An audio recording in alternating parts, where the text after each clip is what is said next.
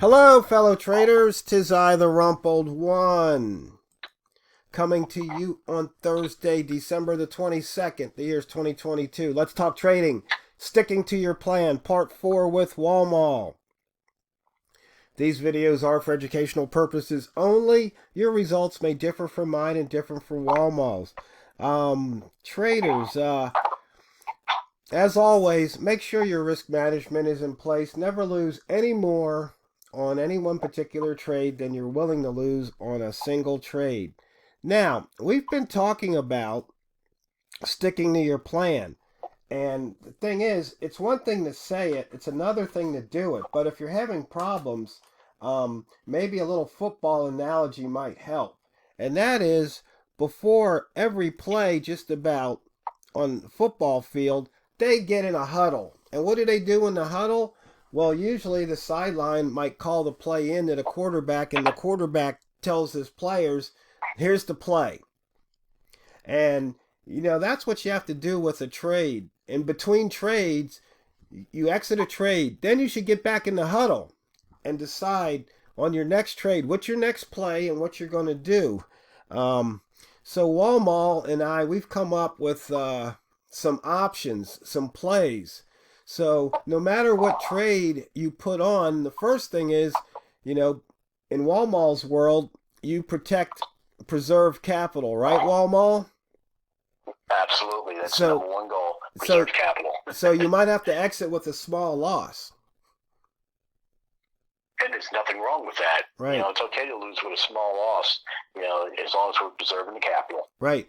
Now, the second thing is you exit with a small loss and reverse. And you want to explain what that one is, Walmal? Sure.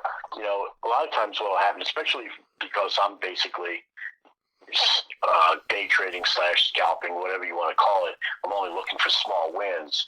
I'm playing a running game. I'm not going out there again using American football as the as our illustration here. I'm playing a running game. I'm not looking to go and try to go and get that 98 yard play. No, I'm looking to get 2 yards. That's all I'm looking for. So a lot of times I'll go into a trade. Doesn't do what I want it to do. Actually goes against me. I'll go and take a 2-pip or maybe even a 3-pip loss. Just take the loss, take it on the chin, and at the same time, in that last huddle that we had before this play, before the first play, it's the type of thing on the first trade, what I'll do is say, okay, if it does this and it does, meet certain criteria, I'll go and say, you know what, I'm going to go and reverse this trade. And, these are the parameters that I have to go and have set. Now, that takes some prep work because, you need to go and know what those parameters are going to be. You can't be making that decision as you're trading. No, that should be something that's already on your play sheet. But, so what will happen is, let's say we're playing flip-flop boxes and I decide to go long. In fact, if you look on the 1-minute chart right now, there was an opportunity to go long, technically on a flip-flop box, about 1, 2, 3, 4, 5 candles ago, and it didn't work out. I wouldn't have taken that because I didn't have enough criteria for me to go and take that trade. But it's a legitimate trade, trade there for some people. And what I would have done, though, is I would have said, you know what, if I took that trade long, and it ran against me, and I'm now down 3 pips, but now I would have been exiting out the other side of the flip-flop box. My trade there would have been, okay, take the 3-pip loss, and now go in the other direction. Now go short. Okay, so now I've taken a 3-pip loss, but now I would have had a 7-point win, or not 7-point, but a 7-pip win. So I would have gone, I would have lost those 3 or 4, but I would have won 5, 6, 7 pips. So it would have been ahead through the entire play. That's what I mean by taking the reverse. Sometimes it's okay, not sometimes it's okay, but sometimes that is the play to go and make, because, that's what market's doing. All I can do is make a guess which direction the market's going to do. And sometimes I'm going to be wrong. And so options there would have been the first thing when it was clear that it wasn't going my direction, what you call an inflection point, my options would have been just take the small loss, take it on the chin, take a 3-pip loss, huddle up again, figure out what your next play is. That's option one. Option number two would have been, okay, take the small loss and reverse it. And that would have been a really nice option to go and take that option. And to be honest with you, that's probably, if I was in that trade, and I went and took that long there, I would have definitely gone and taken the reversal on that, because why? I would have had all those nice magenta dots on the indicator 2 pointing to a down market. I would have had a red H4. I would have had a red M30. I would have had a red M5. So everything is pointing downwards, and it just made sense.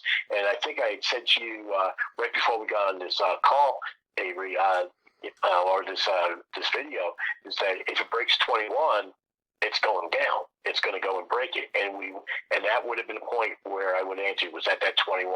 If it broke to 21, I would have just gone short at that point, and that would have been a beautiful play, because now here we are sitting at 14.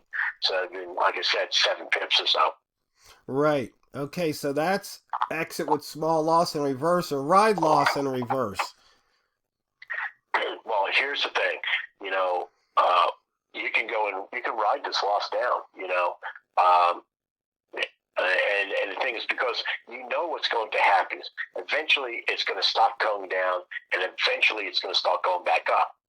Now, here's the cautionary tale with all of this. You better make sure that when you're doing things, if that's in your option playbook, you better make sure that when you take your first trade, you're taking a trade with a very, a small risk amount in terms of lots, because you don't want to go and expend all your what I like to call gunpowder. In other words, let's say your account allows you to go and make a trade for 5 lots. Okay, you can't go and trade long with 5 lots. Okay, and then expect to be able to go in again somewhere down at the bottom. You're out of lots. You're out of capital to go and play with. You can't do it. So that option's off the table, and you just take your loss. Take your small loss, take your maximum that you're willing to go lose on a particular trade, just take the loss and move on. But let's say you were allowed to go and trade 5 lots. Well, what you could have done was you went, let's say you went long again up to, your long would have been somewhere around, let me guess, somewhere around 28 or so. Well, if you look down at 20 or 19, there was another opportunity to go long there. Again, that trade didn't work out. Let's say you went and took a 1-lot trade at the top, and took another 1-lot trade down at 20. You still have a little bit of room to go and to go and take another long, and you wait for that opportunity to write it down again, and you wait for the next trade opportunity to come on. Eventually, what will happen is, like I said, it will go and reverse and go back the other direction. It may never ever get back up to that where your first trade was, and that's okay. It may never get to 28, but if you're splitting your trades up properly and you're averaging in that way, and you're not expending too much capital every time, what will happen is you'll get to the point where you'll be able to ride this back out and get to break even plus some. You're not going to make $1 million on it, don't get me wrong, but what you can do is you can go and get into the point where you can go and get it, get back to break even, and maybe plus some, maybe plus a lot. But you got to go and make sure that if you know that that's something that you're going to play and you're going to do, you better make sure that you're not expending all your capital in your first trade or your second trade, third trade, whatever it takes to get out. So that's the whole concept of, basically averaging in there. Right. And of course, exit with profit. That's pretty simple. You take your 2, 5, 10 pips and you just get out. The other one is add to position when in profit, or as you like to call it, stacking in. Yep. I like to go and stack in, stack on. And where does that happen? Well, there are multiple ways to go and do that. For instance, if I'm doing these flip-flop boxes with indicator 2, so for instance, let's say I decided not to go that first trade up at 28, and I decided not to go and take that trade to the long side, but I decided to go and take the short at 23.5. Okay, 23.5. That would have been a legitimate place to go short. Why? Because we had multiple magenta dots on the screen, meaning from indicator 2, meaning that I'm below the EMA 5. Okay, I had a nice little run up. of a couple pips, and it came right back down and it broke the bottom of it. Okay, that's my entry point. Okay, now what you can do is you can go and say every time I go and close below the magenta, I can go and stack on with another trade and just keep on doing that and run it all the way down that way. That's one way to do it. Problem with that is that, you know, sometimes those magenta dots are only, you know, a pip or two apart from each other. And so you can get yourself into trouble because it can turn very quickly. And next thing you know, from a nice profitable trade, turn into a break-even trade or worse. So that's why I don't like to do that. What I like to do is, so I'm going to stack on. If you look about 5 or 6 candles past, you know, where my original entry would have been, well, guess what? I got another flip-flop box down there, okay? And what did it do? I still got lots of magenta candles. It goes and breaks that area again to the south at about 14.7. So that's my second trade to go in. So you stack in there, and now you stack in. And then, yeah, 2 or 3 candles later, you know, you could have gotten out with 2 or 3 pips off of that trade. Or, you know, if you wanted to stick it again, what you could do is you could go and ride it out. And guess what? You could have gone and picked up 6 or 7 pips on it. But that's the idea of stacking it on, you know, or stacking in. It just gives you the opportunity that you'll just keep on coming. And then, you know, if you would have taken it and you would have stayed in, well, guess what? We just had another trade just triggered just now where you could have gone in at 7.9 now. You know, so from your first trade, you would have been up. It keeps on moving on me, but you would have been up, you know, 21 pips. Your second trade, you would have been up about 13 pips. Your third trade, okay, you would have been up another 6 pips. Well, there you go. You got 30 pips there, more than 30 pips.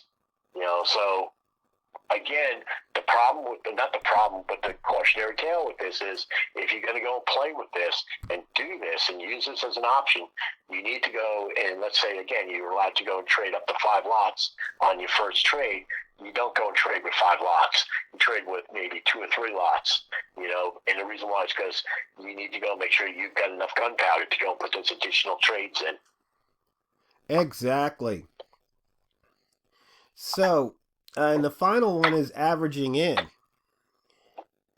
Yeah, we talked about that a little bit already, but again, it's just, you know, it's the same thing as we had talked about earlier, and that is that, you know, the idea behind that is that, for me anyway, when I average in, I'm not averaging in for the point of trying to make money. Now, I know a lot of traders out there do that. I don't try to average in to go make money. I average in so I can get out of a bad trade. Usually when I'm averaging in, it's that thing where I went long, and it moved against me, you know, very, very quickly in the wrong direction. And I was like, okay, it moves so quickly, it's probably going to bounce back. Look for the opportunity to take the trade. So I don't take the trade, you know, to go and at any point in time. I look for an actual trade opportunity. So again, using an example from this hour, you know, your first trade, let's say you went long, you know, at that 28 line that we talked about before. Well, the next opportunity to enter would have been if it would have broken 20. Well, guess what? It never did, so that's not an entry. Your next opportunity to go long would be at the next set of flip-flop boxes, and you probably would have gotten in at 15. So now you're stacked in, or actually averaged in at 15, and you're also in at that 28. Well, guess what? It plummeted against you. This is why you need to go and preserve your capital, or preserve the amount that you're keeping. And so what happens is it ran against you. Well, guess what? You don't have any more opportunities to go in yet so far, but eventually you'll get an opportunity. Yeah, and again, guess you what? Need to go and make sure. Yeah, guess We're what? The fastest 15 minutes of trading is just about up, traders. So remember, if you're having trouble sticking to your plan after you exit the trade, what you need to do is huddle up, go over your trading plan, and then pick your play, and then go execute it, because it's not what you trade, it's how you trade it. So go out there and drain the banks. This is the Rumpled One, over and out.